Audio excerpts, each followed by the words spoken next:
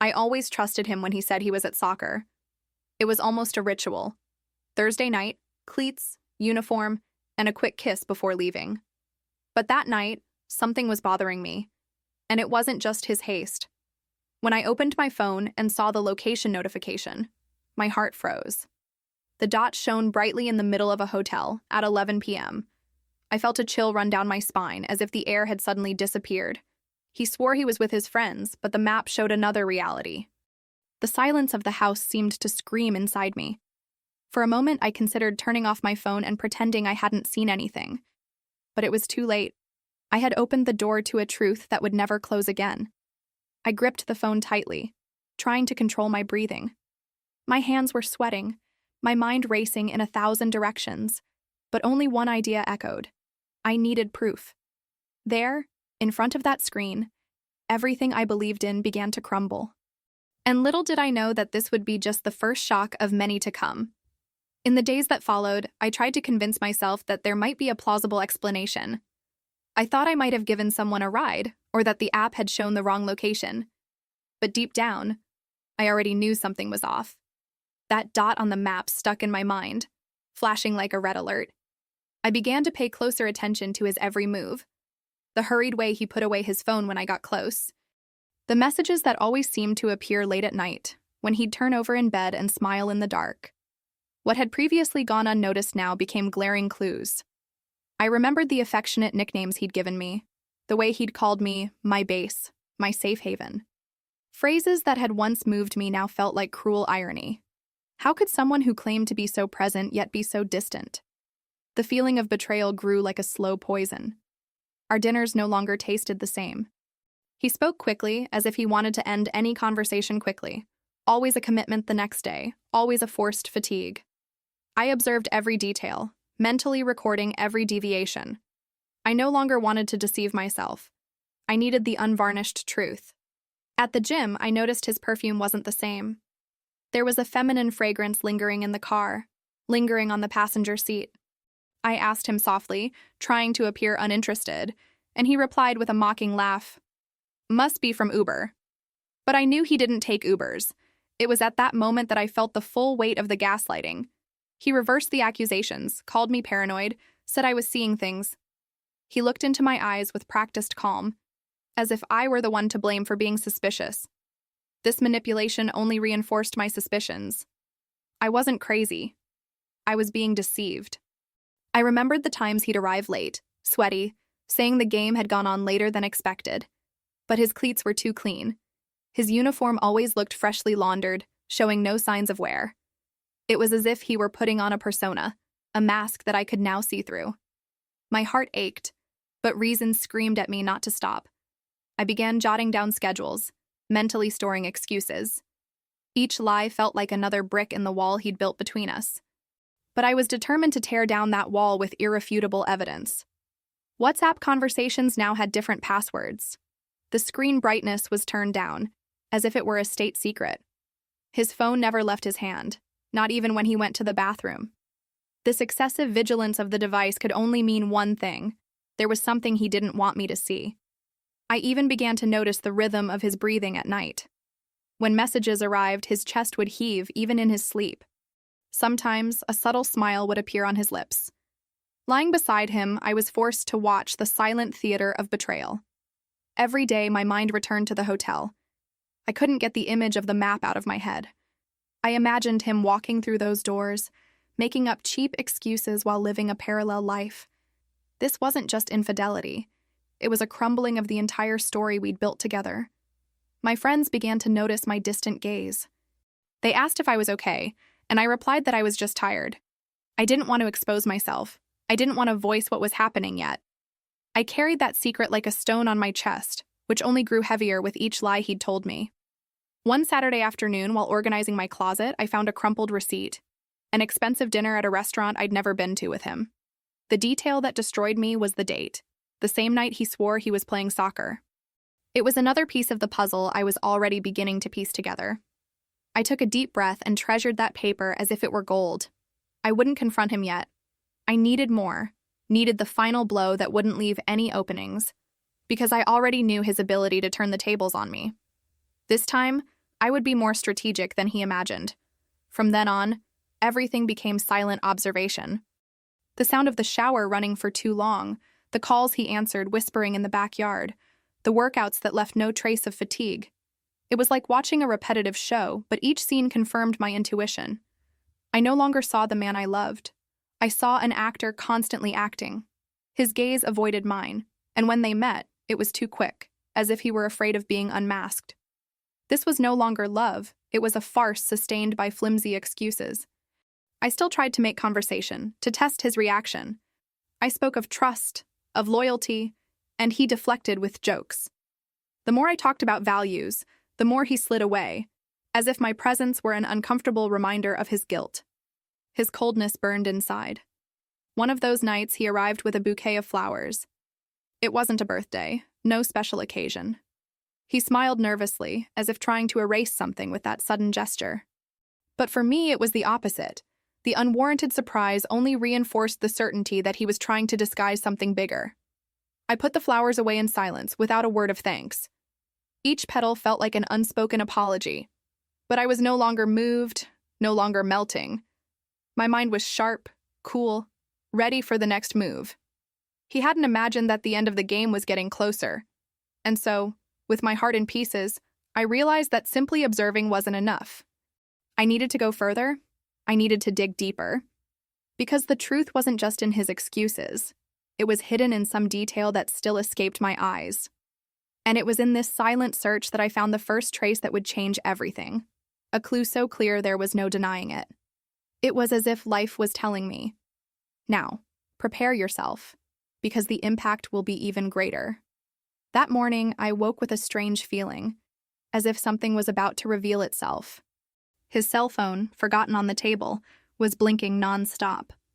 Normally, he never left his device so exposed.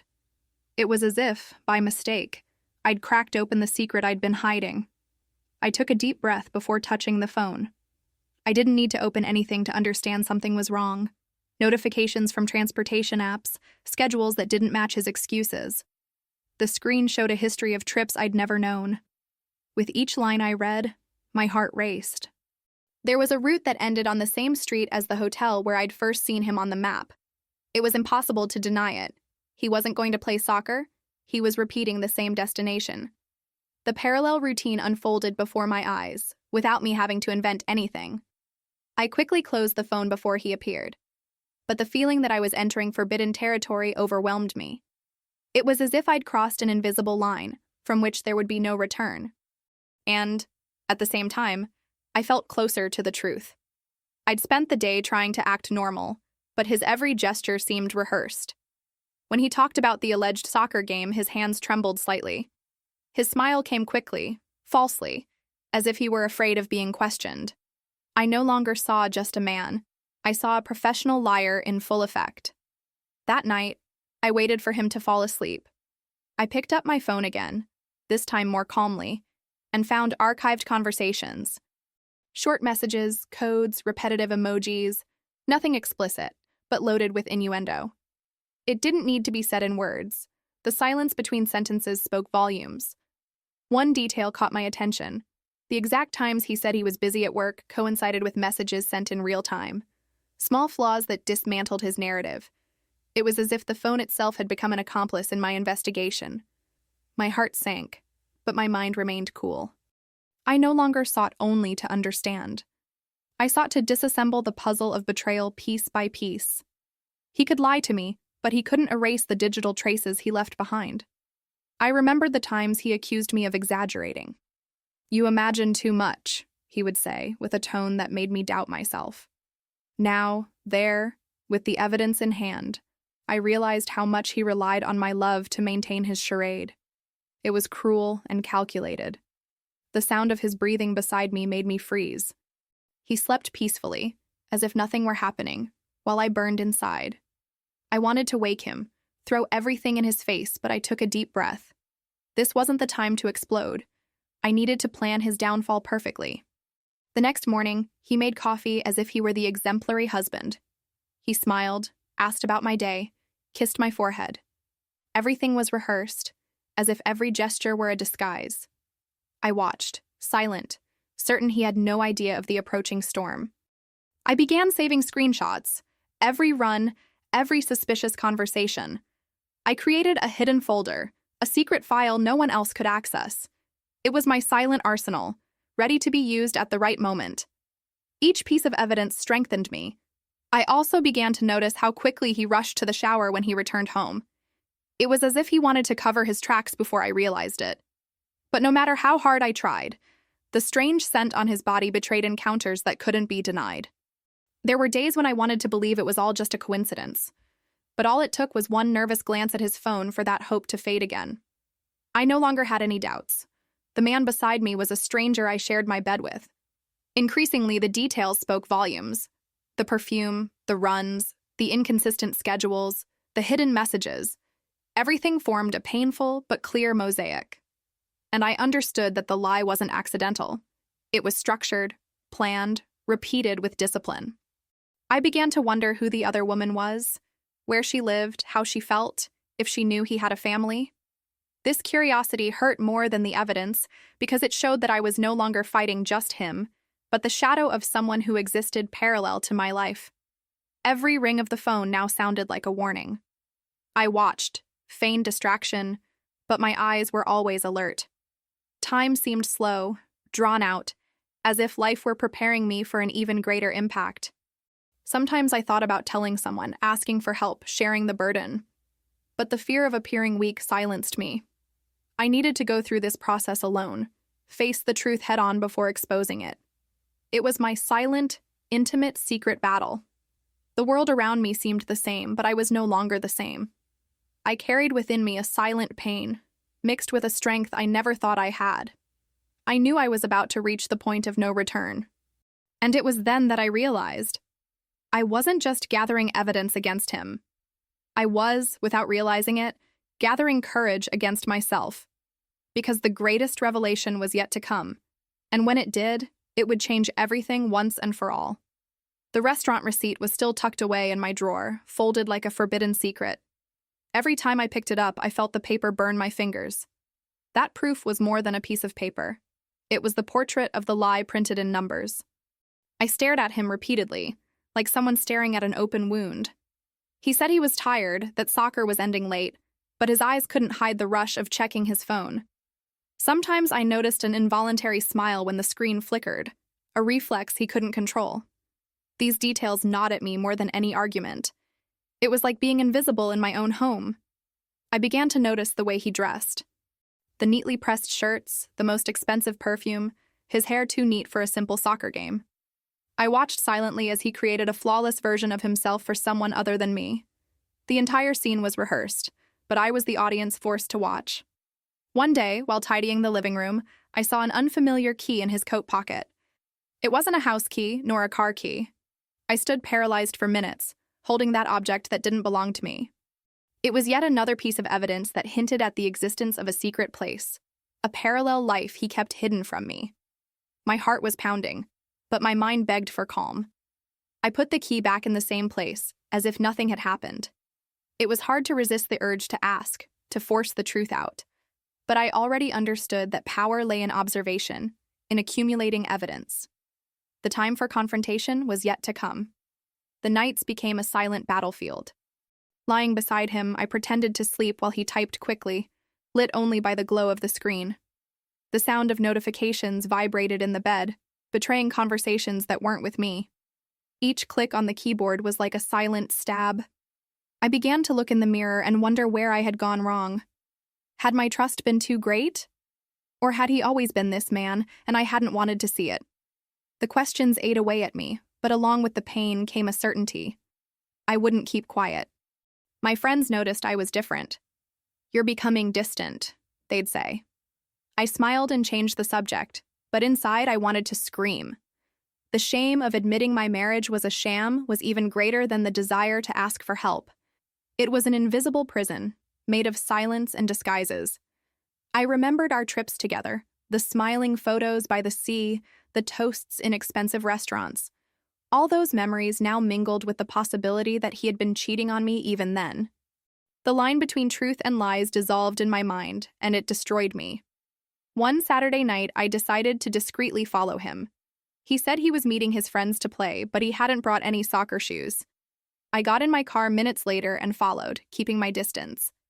My heart was pounding like a drum. Every red light seemed like a test of patience. And then I saw it, the same hotel. Again. I stood parked for minutes watching him enter. There was no soccer, no friends. Only the cold confirmation of betrayal before my eyes. My blood boiled in my veins, but I didn't cry. For the first time, I didn't cry. I simply recorded every detail, as if stockpiling ammunition. On the way home, I drove in silence, the radio off, my thoughts in turmoil. The steering wheel seemed to tremble in my hands, but I kept my gaze fixed on the road.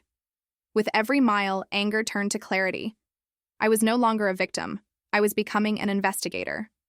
That night, he returned with his usual excuse. The game was too long. He plopped down on the couch and turned on the television as if nothing had happened. I looked at him and felt a chill run down my spine. It was strange sharing the same roof with someone I no longer recognized. So I decided to create a secret file on my computer. In it, I saved photos, screenshots, timesheets, and the restaurant receipt. Each piece of evidence I saved was another step toward unmasking. It was as if I were preparing a dossier, a final document that would leave no room for doubt. I even began to notice how his tone of voice changed when he answered the phone. Firm and cheerful when he spoke to me, low and almost affectionate when he answered those quick calls out of my reach. It was as if he had two characters, and I only knew the official one, never the real one. Holidays became farces. On our wedding anniversary, he brought an expensive gift, a gold necklace. I looked at the jewel and wondered if it was a consolation prize, or if he was trying to assuage his own guilt. I put on the necklace, but it felt like golden handcuffs. The emotional weight was crushing, but with each day, I grew stronger. I discovered within myself a coldness I never imagined I had. It wasn't indifference, it was survival. I needed to resist, observe, and wait for the right moment. And I knew that moment was coming. His lies no longer hurt me as before. They only confirmed what I already knew. His time was running out, and he didn't even suspect it. I, silently, was the sole possessor of the truth. And this power grew within me like a flame. Deep down, I knew that what I was about to discover would be even more devastating. Because every clue led me to believe that this story hid something bigger, something beyond a simple betrayal. And when that secret came to light, I would have to decide between destruction or survival. And it was in that moment, with my mind sharp and my heart in ruins, that I realized the next step wouldn't be just a suspicion. It would be the raw, merciless revelation, capable of transforming my life once and for all. That week, I decided to observe his every move even more closely. Not just the schedules or receipts, but the invisible details, the way he adjusted his clothes, the rush to check messages, the nervousness in trivial situations. Everything betrayed a poorly rehearsed performance. It was as if my gaze had become a magnifying glass. He began to grow irritated by my constant presence. Any simple question was met with aggression, as if I were invading a space that no longer belonged to me. I saw a hidden fear in his gaze, the insecurity of someone afraid of being caught. It was the clear reflection of a lie about to collapse. One night, I noticed he'd left work early. He'd said he was going straight to the game, but his car wasn't at the court. I passed by the street and found only silence. I drove a few miles further, and there it was, parked in front of the same hotel as always. The deception was already routine.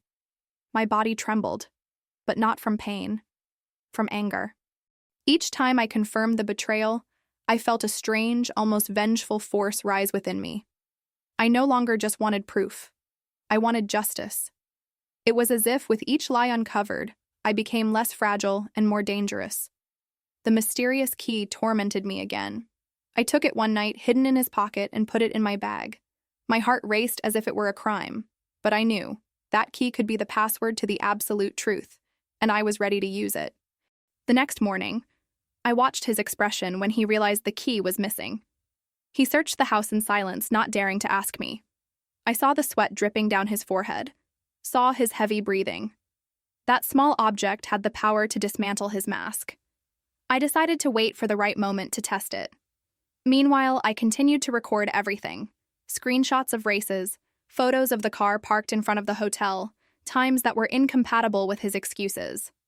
It was like putting together a puzzle where each piece fit perfectly. He tried to disguise it with gifts, flowers, dinner invitations, but it no longer worked. With every affectionate gesture, I saw only guilt. There was no more emotion in his touch, no more truth in his gaze. Everything was calculation. Everything was disguise.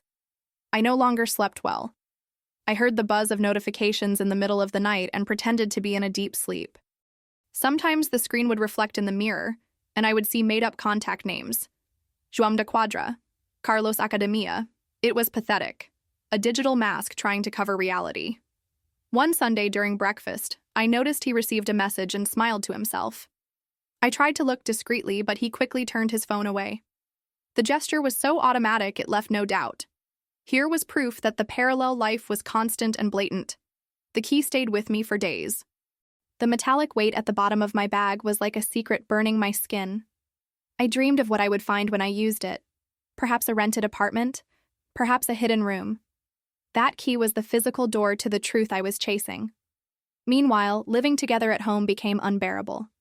He spoke less and less, avoided eye contact, and spent hours on his cell phone. The silence between us was so heavy it felt suffocating. It was the portrait of a dead marriage, sustained only by appearances. I wondered how he could look at me and still feign love. How he had the courage to lie next to me after returning from a hotel. His coldness was frightening. I saw a stranger where my life partner once stood. I also began to notice how he avoided planning trips with us. Any invitation was declined with professional excuses. But curiously, his calendar was full of commitments that I never saw up close. He had already chosen to live in two distinct realities. With every detail observed, his anger grew. It wasn't just the pain of being betrayed, but the humiliation of being so blatantly deceived. I deserved respect. I deserved answers. And he limited himself to offering me calculated silences. It was like living in a courtroom where only he spoke. I began planning how I would use everything I had gathered. It wouldn't be an explosive confrontation, but a strategic one. I wanted him to feel surrounded, with no way out. I wanted each piece of evidence to fall upon him like an unstoppable avalanche. It was my secret plan, my personal justice. Nights became moments of preparation. While he slept, I reviewed the files, organized dates, and created a timeline. Every screenshot, every receipt, every Uber ride was cataloged. I wasn't just a wife, I was the investigator and judge of my own story. Even with all this weight, I knew something was still missing. A detail that could be the final blow. The proof that would silence any excuse. It was like chasing a shadow that always slipped through my fingers, and I was willing to go all the way. The key in my purse seemed to pulse as if calling me to use it. I knew that hidden within that cold metal was a secret capable of changing everything. Fear and courage mingled within me. I simply needed to choose the moment to walk through that door. And when that moment arrived, nothing would ever be the same. Because I wouldn't just be faced with the truth of betrayal. I would be faced with the truth about myself, and I would have to decide how far I would go to transform pain into power. The key I hid in my purse seemed to have a life of its own. Every time I put my hand on it, I felt the weight of something that could change my destiny. It was like holding a bomb ready to explode. I knew that somewhere, that key would open the door to truth. I decided to follow him again one rainy night. He left with his usual excuse: soccer. But this time, I no longer had any doubts. I followed calmly, keeping the car at a safe distance, following every curve of the wet road. Adrenaline kept me alert, barely blinking. I saw his car park a few blocks from the hotel. He didn't go in immediately, waiting for someone. Minutes later, a woman approached with a red umbrella. They greeted each other quickly, without hugging, but the gesture of complicity was undeniable. It was her, the shadow that until then only lived in my imagination. My heart raced, but not with jealousy. It was the final confirmation. I followed their gaze to the side entrance of the hotel, and that's when I saw it. He opened his bag, took out a key identical to the one I kept. In that moment, everything made sense. The key was the physical link to betrayal. I waited for them to enter and approached. My legs trembled, but anger overcame my fear. I walked to the side door and fitted the key into the lock. It worked the first time. The metallic click echoed in my mind like a sentence. I had crossed into his secret life. The corridor was narrow, lit by yellowish lamps. Each step felt like a crime, but also a liberation. I smelled the strong perfume mixed with the stuffy hotel air. It was her trail, etched on every wall. My entire body burned with rage and courage. I didn't go up to the room. It wasn't time to explode. I photographed the key in the lock, photographed his car parked on the street, recorded every detail. I already had more than I needed to unmask him. But now I wanted something bigger. I wanted him to be crushed by his own lie. I returned home before him. I set the table, poured wine, created the perfect setting for the confrontation that was yet to come. When he came in, he feigned exhaustion, sweaty from a game that never existed. I sat across from him, looked into his eyes, and smiled. He had no idea how much I knew. The following days were pure strategy. He thought he was still deceiving me, but every move was calculated by me. I was in control, even if he didn't realize it. I guarded my secrets as coldly as he thought he guarded his. The messages on his cell phone became short, as if he knew he was at risk. Maybe he'd noticed something strange. Maybe it was just his paranoia. But to me, it didn't matter. The more he hid, the clearer it became that he was cornered. I began to feel pity, but a dark pity. It wasn't compassion for his suffering, but for the downfall he was about to experience. Because I knew there would be no going back when I revealed everything. He wouldn't just lose me. He would lose the image he'd cultivated in front of everyone. One afternoon, when I opened his closet, I found a lipstick-stained shirt. It wasn't mine. It wasn't an accident. It was the final signature of betrayal, the physical mark of something he couldn't erase. I took the garment in my hands and smiled bitterly. It was too symbolic to ignore. I stored the shirt along with the other items in my secret archive. It was like assembling a macabre exhibition of marital deceit. Each piece had its value. Each detail constructed a story he could never deny. I was the curator of my own revenge. Some nights I wept silently. It wasn't just anger. It was mourning for the man I thought I knew. Mourning the life we built together. The promises that once rang true but now echoed like mockery. I needed to push through the pain to reach clarity. I realized my coldness was growing in proportion to my hatred. I no longer trembled when I saw him lie. It no longer hurt as much to hear him make excuses. It was like watching a bad actor repeat lines I already knew by heart. I just waited for the last scene of the play to applaud his downfall. Even so, something tormented me. Who was she? What was so special that he would risk everything? Curiosity burned, and at the same time it hurt. I didn't just want proof of him. I wanted to discover the identity of that silent accomplice. I returned to the hotel, alone, on a random afternoon. I discreetly inquired at the reception, making up some random story. The name they gave me was like a knife stab. She wasn't a distant stranger. She was someone closer than I could have imagined. The shock was so great that I had to leave in a hurry. My breath was short, my legs seemed to give out. The betrayal wasn't just physical, it was a direct attack, a stab in the back. And in that moment, I realized the hole was even deeper. I sat in the car and stared into space. The tears flowed uncontrollably, but with them, an almost inhuman strength was born. I wasn't just facing infidelity. I was facing an intimate conspiracy, something cruelly planned. And I knew I had to see it through, because her identity changed everything. It wasn't just about him. It was about me, about the life I thought was safe, now in tatters. And when I revealed this truth, the impact wouldn't just destroy our marriage. It would destroy so much more. Her name echoed in my mind like thunder. She wasn't just any woman, she was someone who had sat at my table, laughed at my stories, and toasted me on birthdays. The betrayal took on a new layer of cruelty. It wasn't just him deceiving me. It was her stabbing me in the back. I returned home in a trance. I stared at every detail of the room and wondered how many times she had been there before. Had she touched the same coffee cup? Had she worn the same perfume, now impregnated on his coat? Anger burned like fire, but there was also a deadly ice in my chest. He walked through the door later that night, smiling, feigning normalcy. I watched his face and realized how much I hated him and yet needed him at that moment. I needed him to keep lying because every word he said was more proof. And I, cold, recorded it all in silence. The fake messages, the fabricated schedules, the mechanical embraces, it all seemed like grotesque choreography. I was no longer the deceived wife. I was the spectator of a horror show, awaiting the final act. My breathing was controlled, but my blood boiled. I considered confronting them both at once, dragging them out of the darkness and showing everyone who they truly were. But no, it wasn't time yet. If I exploded too soon, I'd give them a chance to escape. I wanted the outcome to be inescapable, without loopholes. The early mornings became my accomplices. I lay in silence, watching the screen's reflection on his face, and thought, how long do you think you can fool me? Each click was a sentence. Each emoji exchanged another strand in the rope that tightened around him.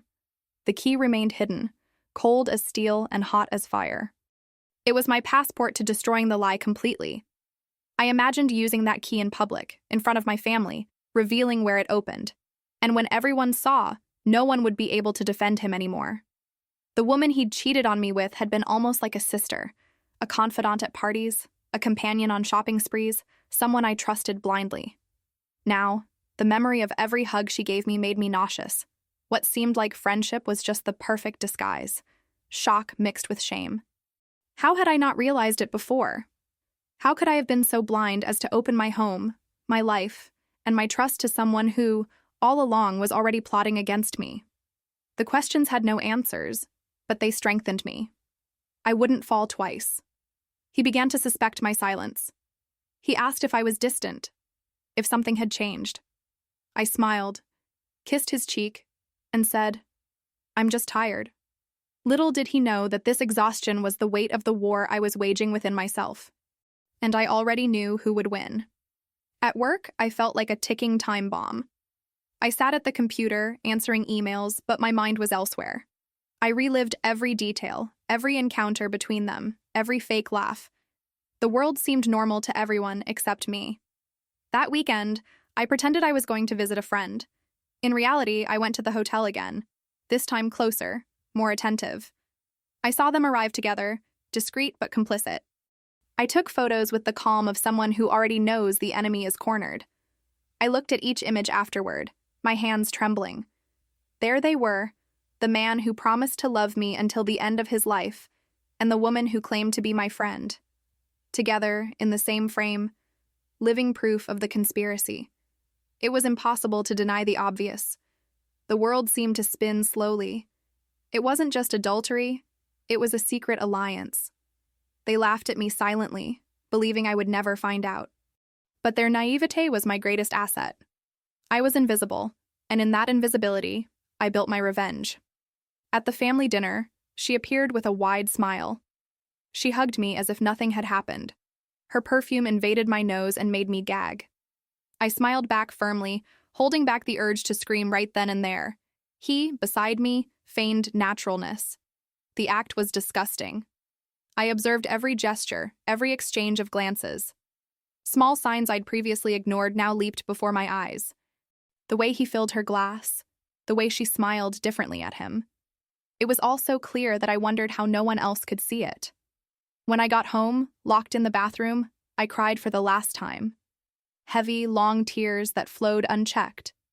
It was the final mourning for what was left of our marriage. I promised myself I would never cry for him again. From that moment on, I would only act.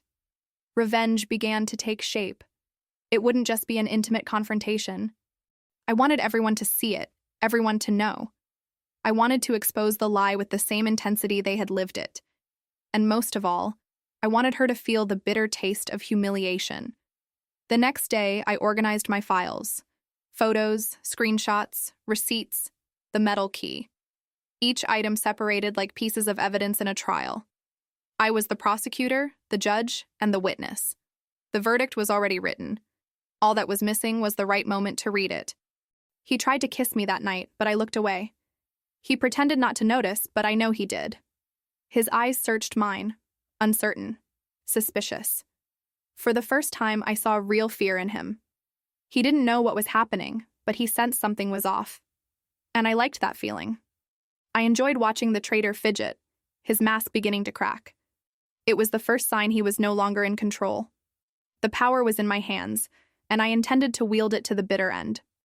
I began to avoid physical contact. He asked questions, tried to provoke reactions, but I remained cold. Indifference was my silent poison. And the further away I became, the closer he drew, trying to regain what was already lost. Sometimes hatred gave way to weariness. I considered throwing everything away and simply kicking him out of the house, but soon the image of the two of them together made me change my mind. I didn't want a simple ending. I wanted it to be devastating, unforgettable. Deep down, I still wondered, why? What did she have that I didn't? But I soon remembered it wasn't about lack. It was about selfishness. They weren't looking for love. They were looking for adrenaline, secrecy, the pleasure of lying. And that was even more despicable. Time seemed to drag, but it also worked in my favor. Each day that passed was another day of their carelessness, another chance to gather material. They felt too secure, trusting in my naivete. And that would be their downfall. One night, I found an almost explicit message on his phone. An unforgivable oversight. Thursday, same room? I stared at those words as if they were fire. I photographed the screen with steady hands, unshakable. It was an invitation to their own damnation. I closed my eyes and imagined the confrontation. I imagined exposing everyone, tearing off their masks in front of family and friends. I didn't want to just say it. I wanted to prove it. And every piece of evidence was stored away, waiting for the right moment. I could already feel the impact. And then I realized the moment was closer than ever. Their masks were about to fall, and when they did, there would be no hiding. The weight of the truth would crush them both at once, and I would be there to watch. Because in the end, I was no longer just the betrayed wife. I was the witness, the judge, and the executor of their fate. And I was ready to pull the trigger on the revelation. I sat at the table with the dossier open before me. The low light and a glass of wine beside me created the scene of a trial. Each file, each receipt, each screenshot weighed like a sentence. I thought about how long I had been deceived, and yet there was a strange serenity within me. My calm was only a mask for the decision I was about to make. I sifted through the evidence once more. The race schedules, the insinuating messages, the receipts that didn't fit any excuse. Everything was perfectly aligned, impossible to dispute. I wrote it down on a timeline to ensure no gaps escaped. It was the map that would guide me to the exact moment of revelation. I marked the family dinner as the final stage. It would be the perfect night to tear off the masks. I gathered the evidence in a discreet folder and even emailed a copy to ensure nothing was lost. Meanwhile, in the mirror, I rehearsed words I might never need to say. What I wanted was for the truth to speak louder than any emotion. I called a trusted friend and asked her to be present at the dinner. I didn't tell her every detail, but she knew I was preparing something definitive. Her presence would be my silent support, an anchor of calm in the midst of the storm. I needed reliable witnesses. I spent days imagining how he would react. Would he deny it, cry, accuse me of madness, or try to plead? And she, who feigned friendship, how would she act? Would she smile disdainfully, or try to disappear? I wanted all options to be insufficient in the face of the strength of the evidence. I wanted there to be no way out. On the appointed day, nervousness took over me, but it wasn't fear. It was the strange lightness of someone certain of victory. I prepared each word as if it were a sharp blade. No shouting or fussing.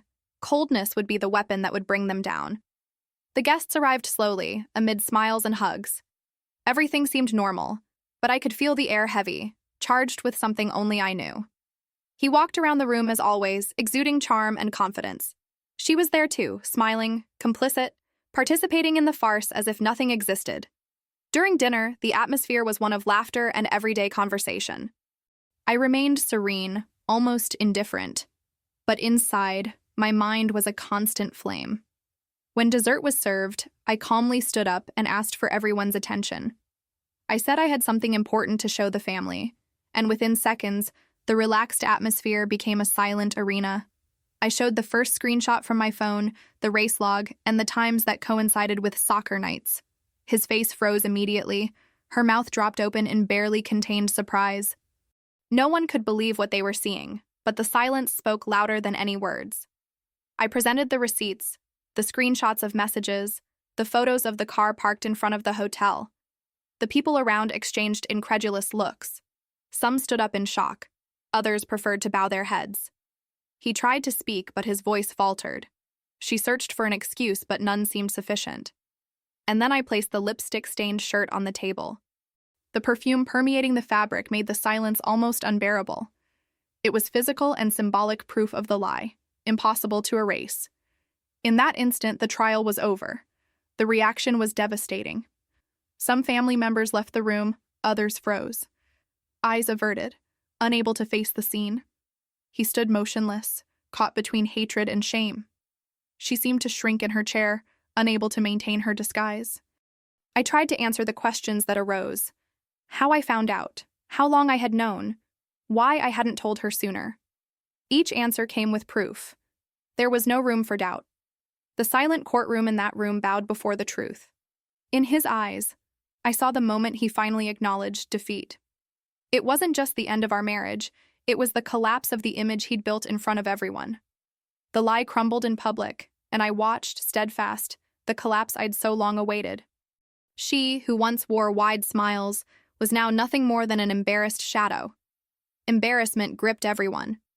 Friends and family drifted away, and it was already possible to sense that their social lives would never be the same.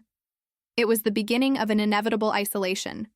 When the night ended, I asked everyone to put away their phones. I didn't want the evidence destroyed. I didn't want that memory tampered with. I wanted it to remain alive, witnessed by every person present. And I knew nothing would be forgotten. He left the house without a word, his expression filled with hatred and helplessness. She followed him, head down, unable to find any justification. The guests dispersed, still in shock, unable to translate what they had witnessed. And I was left, alone, with a bittersweet feeling of victory and emptiness. The next morning, the messages started pouring in. People offering support, outraged friends, confused family members. My phone wouldn't stop ringing, and with each message I felt invisible arms holding me. It was as if the pain had transformed into a collective force. Even so, I knew this was just the beginning. There would be social, professional, and legal consequences. I decided to seek a lawyer, organize my records, and prepare my next steps. I didn't just want to expose the truth, I also wanted to protect what was left of me. Therapy became a refuge. Talking to an outsider helped me channel my anger into strategic decisions. The pain needed to be translated into reconstruction. Revenge had been taken, but now I needed to take care of myself. It was time to turn the fall into a new beginning. Little by little, I returned to places and routines that had been stolen from me. The bar I avoided, the square I stopped frequenting, the small daily rituals that once reminded me of him. With each step, I felt I was regaining a part of my identity. I wasn't just a victim, I was a survivor. The social repercussions were inevitable. At work, some colleagues looked at me with curiosity, others with silent respect. Friends were divided between disbelief and solidarity, but I chose to surround myself only with those who offered me dignity. Little by little, the weight began to lift. As I closed the exam folder that night, my body felt exhausted, but my mind firm. Nothing would erase the scars, but the truth had been told in front of everyone. It was the first step toward a new life. The tears dried, and in their place was born a certainty. Reconstruction depended solely on me, and it was in this certainty that I understood something profound. The confrontation hadn't just destroyed the marriage, it had exposed the fragility of the social masks we uphold. The impact wouldn't end there, and what came next, I knew, would be even more transformative. That night had changed everything. I was no longer the woman deceived in silence.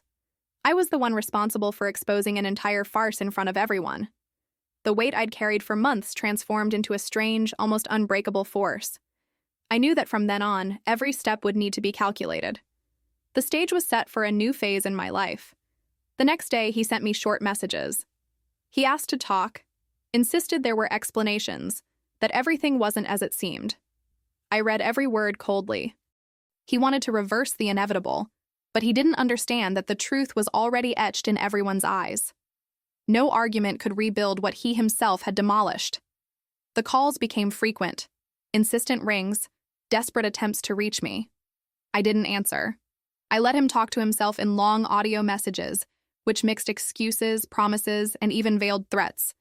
It was the desperation of someone watching their empire of lies crumble out of control. She, on the other hand, disappeared from the map. She disappeared from messaging groups, avoided all contact, and closed her social media profiles. Her silence was as revealing as the evidence I presented. The woman who hugged me in public now hid in the shadow of her own shame. The behind-the-scenes family chatter was nonstop. Uncles, cousins, close friends, everyone had an opinion. Some couldn't believe he was capable of such a betrayal. Others said they'd suspected it for a long time. I listened to everything and remained silent. I didn't need to convince anyone. The truth spoke for itself. At his work, rumors also began to circulate. Colleagues who had previously admired him now whispered when they saw him enter. Respect turned to distrust, and his every gesture was watched. The betrayal was no longer just private, it became public, corroding every aspect of his life. Meanwhile, I breathed more easily. For the first time in months, I slept a full night without waking in the middle of the night. The feeling of relief wasn't that the pain had disappeared, but that I'd finally ripped off his mask in front of everyone. It was as if I'd regained my right to fully exist. The messages of support continued to pour in. Women I hadn't even met wrote to say, "You were brave." Others shared their own stories of betrayal, some still hidden, others already overcome. I realized my pain wasn't unique. It was part of an invisible network of silent wounds. This exchange gave me even more strength. I understood that exposing the truth wasn't just a personal victory.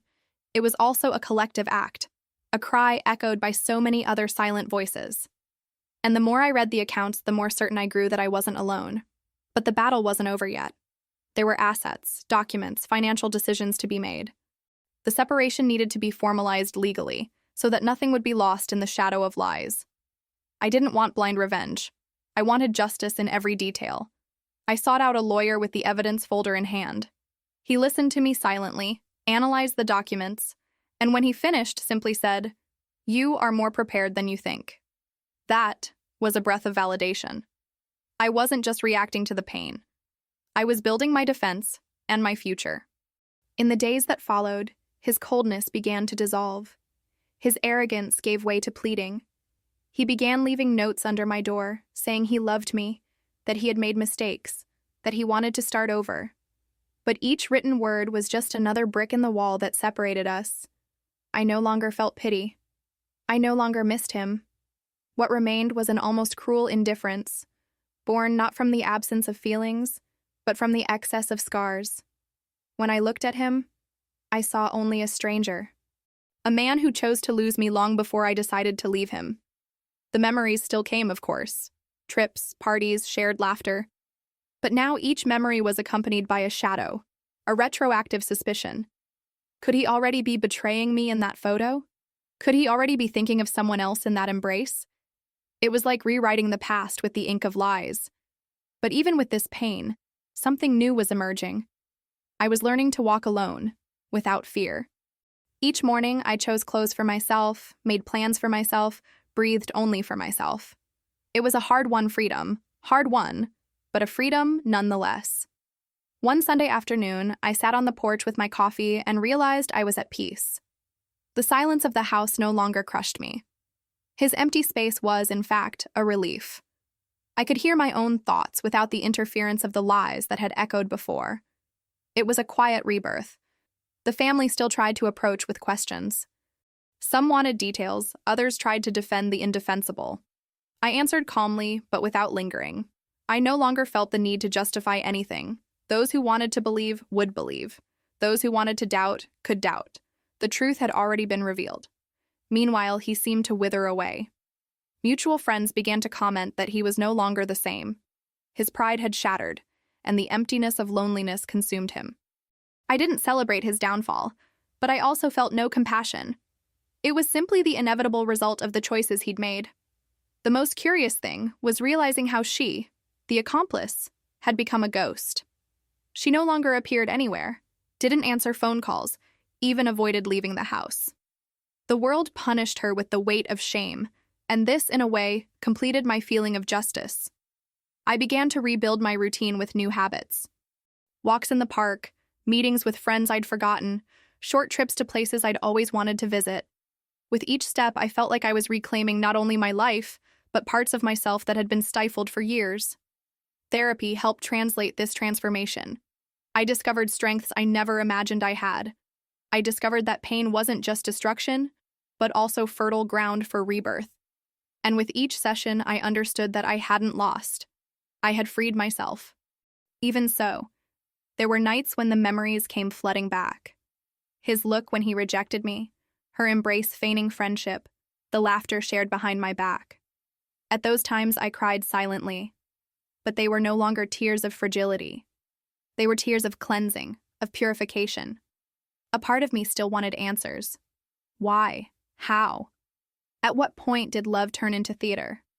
But I realized those answers would never come. And maybe I didn't even need them.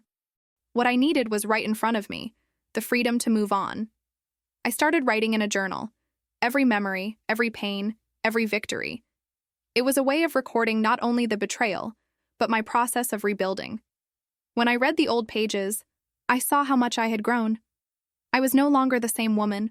I was someone forged in pain, but molded in strength. Social media also became a stage for indirect outpouring. Without naming names, I wrote sentences about intuition, courage, and dignity. Each post received dozens of supportive comments. I realized that my story was no longer just mine. It was the reflection of so many other hidden stories. And then I realized I had reached a point of no return. He could try to reach out. She could try to justify herself, but nothing would change. The bridge had been burned, and I was walking toward the other side. There was no going back. There was no rebuilding what had been demolished. At one of our last mandatory meetings, I saw the awareness of loss in his eyes. He didn't try to speak, didn't try to smile. He just looked at me silently, like someone finally understanding that the game is over. It was then that I realized the power was with me. It always had been. I just didn't know it. With each new day, the distance between us grew. It wasn't just geographic, it was existential. I was walking toward life, while he was sinking into emptiness. And this contrast made me even more certain that I had made the right decision. I no longer needed him. I never had. The friends who remained by my side reinforced this idea. They said, "You were strong. You won." But I knew it wasn't just about strength. It was about survival. And surviving at that moment was already my greatest victory. Still, something inside me told me it wasn't over, that there was a greater unfolding to come. The truth had been exposed, but the social and legal consequences were still unfolding. And when it all came to light, the impact would be even more devastating. It was as if fate was preparing me for the final chapter, a closure that would be not just personal, but collective. Because this story was no longer just mine. It belonged to all the women who chose not to remain silent. And I was ready to carry that banner until the end. The silence after the explosion was more deafening than any scream. I was alone at home, staring at the walls that once held promises, now marked by memories that could never be erased. The emptiness wasn't just physical, it was moral, it was existential. I wondered how a home could become a stage for betrayal. And the answer came like an open wound, through the cowardice of those who choose to deceive. In those days, I realized the invisible weight women carry. How many live around me with the same practiced smile, hiding tears in their pillow? How many still believe the signs are nothing more than paranoia, when in fact they are clear warnings that something is wrong? Society teaches us to distrust ourselves. It teaches us to swallow our discomfort. It teaches us to remain silent to save face. I no longer wanted to preserve anything. I wanted only the naked, raw, painful, yet liberating truth. And it was this truth that kept me standing when I thought I would fall. Because there is no greater pain than being deceived, but there is also no greater strength than opening your eyes and getting up. The wound shaped me. Disappointment built me. On the streets, I noticed curious looks, some of solidarity, others of judgment. Some silently said, "She didn't know how to handle her husband." Others, more human, conveyed respect for what I had done. I realized that besides betrayal, I was also facing social justice. But now I no longer cared. The weight of others' judgment was less than that of the lie. Each morning, I built new routines. The leisurely coffee, the reading I'd previously neglected, the small things I'd neglected for myself. It was like relearning how to live, brick by brick, gesture by gesture. I discovered that freedom wasn't in having someone by my side, but in looking in the mirror and feeling proud of who I was. Family gatherings remained tense. Some still defended him, saying everyone makes mistakes. Others, silently, embraced me as if they understood without needing words. But deep down, I knew. That scandal had become a watershed moment. Not just for me, but for everyone who witnessed his downfall. The friends I had left became pillars. They were there, ready to listen, ready to remind me that I wasn't alone. But there were also the fake ones, those who distanced themselves for fear of getting involved. And each absence hurt less than I imagined, because I realized that losing someone who lacked loyalty was actually a gain. Returning to work was also a challenge. The stares, the whispers, the curiosity that always accompanies other people's drama. But I kept my head held high, my posture firm, my steps determined. I wouldn't allow my dignity to be swept away there. My silence and my focus were my answers. At night, when the silence of the house swallowed me, I reflected. I wondered how many women at that moment were experiencing the same pain. How many believed the excuses, the alibis, the gaslighting catchphrases. It was as if my story were a collective mirror, a shared wound, and that made me feel a responsibility not to remain silent. I wrote letters to myself. On one of them, I wrote, "Never again accept less than you deserve." On another, "Your intuition is your weapon." I kept these letters in a drawer as reminders on days of weakness. Because healing isn't linear, there are days when the pain returns, but I already had ammunition to face it. I decided to speak out loud about what I'd experienced. In meetings, in conversations with other women, in sincere confidences, each story was met with knowing looks, with suppressed tears, with sighs that said, "Me too." And I realized that telling my story didn't diminish me, it elevated me. What he lost was irreversible. Not just trust, not just family, but also social respect. And what she lost was even greater. The mask of friend, the false image of loyalty. Now they were both remembered for what they truly were, accomplices in a shameful betrayal. And this stigma would remain. Over time, the rumors died down, but within me, the flame of learning remained lit. I didn't want to forget. I didn't want to erase, because every pain was part of my transformation. I didn't become bitter, I became aware. I didn't become weak, I became alert. Society still romanticizes quick forgiveness, second chances, women who can handle everything. But I refused to carry that burden. Forgiving was not the priority. The priority was to respect myself. And that's what I did. I chose myself above any excuse. And I will never give that up again. Sometimes I wondered if he was suffering, if you thought about me when you were alone. But he soon dismissed the idea, because his suffering no longer interested me. The pain he caused was irreparable, and I no longer had the obligation to care for the consequences of his choices. My energy was mine alone. Every time someone told me, "You were strong," I silently responded, "I had no choice." Because strength was not born from a desire, it was born from necessity. No one chooses to be betrayed, no one wants that fate. But when it happens, either you break or you are reborn. I chose to be reborn. The conversations in women's groups left a deep impression on me. I realized how machismo structures our pain, how we are taught to distrust ourselves, to swallow lies, to accept infidelity as something normal, and I decided that my voice would be contrary to this cycle. My pain would turn into denunciation. I began to reflect on how much our culture naturalizes male betrayal, as if it were instinct, as if it were inevitable. This cheap excuse was used against me so many times, but I rejected it with all my might. Because betrayal is not nature, it is choice. And choices have consequences. During sleepless nights, I remembered every detail of the discovery process. The GPS marking the hotel, the crumpled receipt in the coat pocket, the shirt stained with lipstick. These images came like flashes, painful, but also necessary. They were proof that my intuition never failed. Today, I understand that my story is, unfortunately, the story of many, that the silence of women sustains the impunity of many traitors. But when one decides to speak, everyone gains a voice. I decided to speak. And with that, I gave space for others to stand up too.